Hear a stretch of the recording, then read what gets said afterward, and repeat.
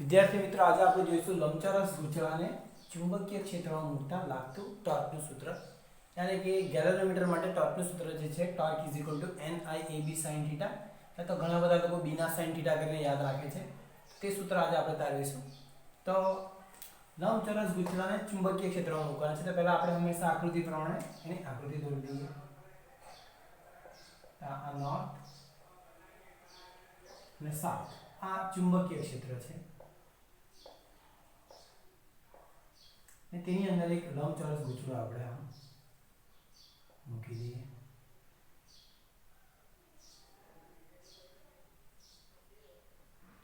તેની અંદરથી વિદ્યુત પ્રવાહ પસાર થાય છે આ રીતે આ દિશામાં આપણે પ્રોપર થિયરીને ઘડી રાખીએ તો વિદ્યુત પ્રવાહ આધારિત લંબચોરસ ગૂંચળાને ચુંબકીય ક્ષેત્રમાં મૂકતા તેના પર લાગતું બળ એ રહેશે ટોર્ક NIAB sin θ તો હવે એ કેવી રીતે થશે તો જો આ થિયરીને જો તમારે સાબિત કરવી હોય તો પહેલા ચેપ્ટરની જે ડાયપોલને વિદ્યુત ક્ષેત્રમાં મૂકતા તેના પર લાગતું ટોર્કનું સૂત્ર છે ટોર્ક P sin θ તેના પ્રમાણે કરશો તો એકદમ ઈઝી થઈ જશે તેમાં તમે જોવા જાઓ તો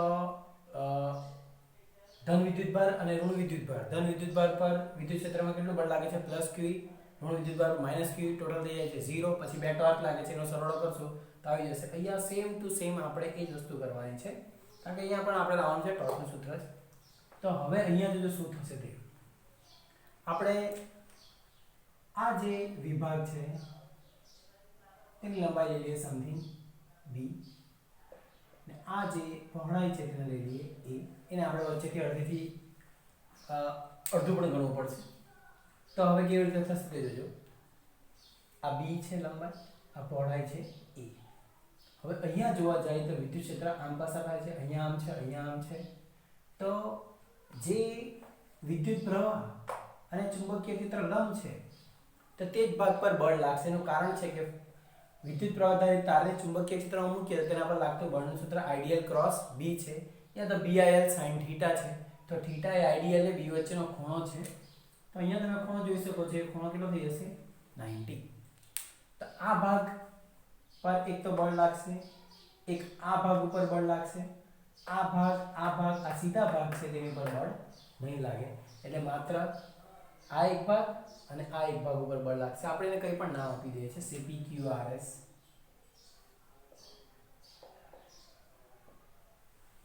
એટલે આકૃતિ પ્રમાણે જો આપણે જોવા જઈએ તો માત્ર PQ એ વિભાગ પર બળ લાગશે અને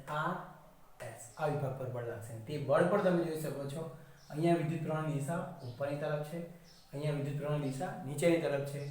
એક બળને આપણે ધન લઈ લઈશું તો બીજા બળને આપણે ઋણ લઈ લેવું પડશે ત્યાં તો બંને બળ વિરુદ્ધ છે એટલે ટોટલ બળ કેટલું થવાનું છે 0 એ વાત ખબર છે આપણે નોર્મલી ડાબી સાઈડને કારણ કે આને આપણે વચ્ચેથી ઉગમ બિંદુ લઈ લઈએ તો આ સાઈડનું ઋણ ને આ સાઈડનું ધન એવું આપણે કન્વેન્શન લઈ લઈશું તો PQ વિભાગ પર લાગતું બળ PQ વિભાગ પર લાગતું બળ F1 શું થઈ જશે BIL sin θ θ તો અહીંયા 90 છે એટલે sin 90 1 થઈ જશે તો B ચુંબકીય ક્ષેત્ર I વિદ્યુત પ્રવાહ છે લંબાઈ એ થઈ જશે B તે થઈ જશે BIB આપણે એને માઈનસ ધાર લઈએ છે ડાબી સાઈડનો માઈનસ જમણી સાઈડનો પ્લસ થઈ જશે એક બહાર નીકળતો હશે એક અંદર તરફ જતો હશે બંને બીજાથી વિરુદ્ધ છે એટલું યાદ રાખવાનું છે તેવી જ રીતે RS વિભાગ પર લાગતું બળ F2 શું થઈ જશે પ્લસ BIB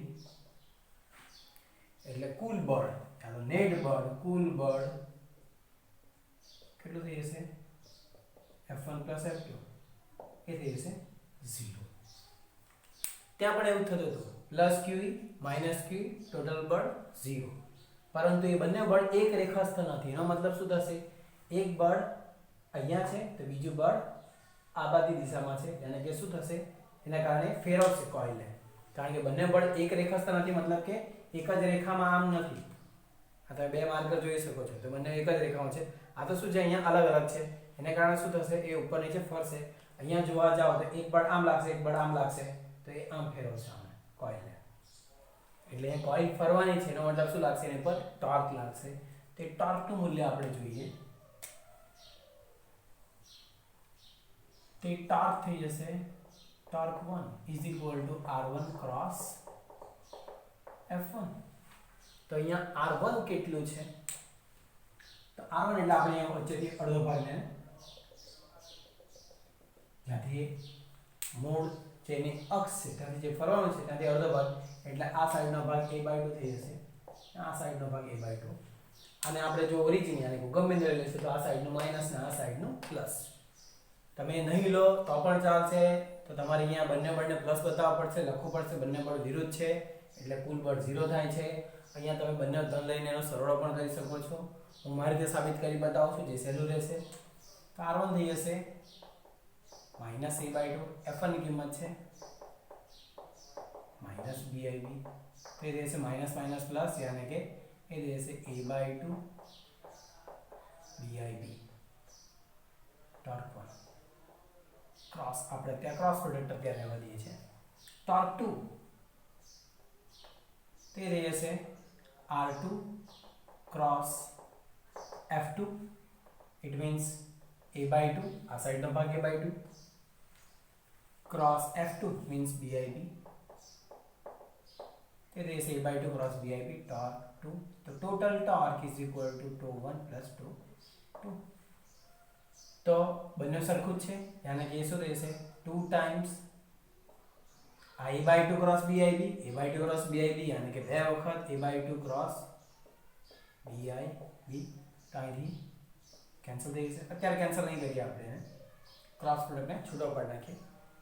તો આ ક્રોસ પ્રોડક્ટને આપણે છૂટો પાડી નાખશું તો શું થઈ જશે 2 times a/2 bib sin theta. અહીંથી આ કેન્સલ આઉટ થઈ જશે. હવે જોજો આ b ને હું પહેલા લખી દઉં છું i ab sin થીટા. આ a into b યાની કે એ લંબાઈ ગુણ્યા પહોળાઈ અથવા પહોળાઈ ગુણ્યા લંબાઈ, એ શું થશે લંબચોરસનું ક્ષેત્રફળ યાની કે એ થશે b i a sin theta. તો આપણે અહીં આ એક જ આંટા માટે લખેલું છે. અગર જો n આંટા હોય તો એ n b i a sin theta યા તો b i n a sin theta યા તો n i a b sin theta તમે કોઈ બી રીતે યાદ રાખી શકો છો. તો સિમ્પલ ને સટ યાદ રાખવું હોય તો એટલું યાદ રાખવાનું છે કે બે બળ વિરુદ્ધ છે એટલે બળનો સરવાળો 0 થઈ જશે. બે ટોર્ક છે, બે ટોર્કનો સરવાળો લઈ આવશો તો સૂત્ર થઈ જશે. આ એકદમ સહેલું સૂત્ર છે કે જે ગેલનોમીટરના સૂત્ર તરીકે પણ તમને કહી શકે છે, પૂછી શકાય છે. ત્યાં તો લંબચોરસ વિદ્યુત પ્રવાહ ધારિત લંબચોરસ ગૂંચળાને ચુંબકીય ક્ષેત્રમાં મૂકતા લાગતું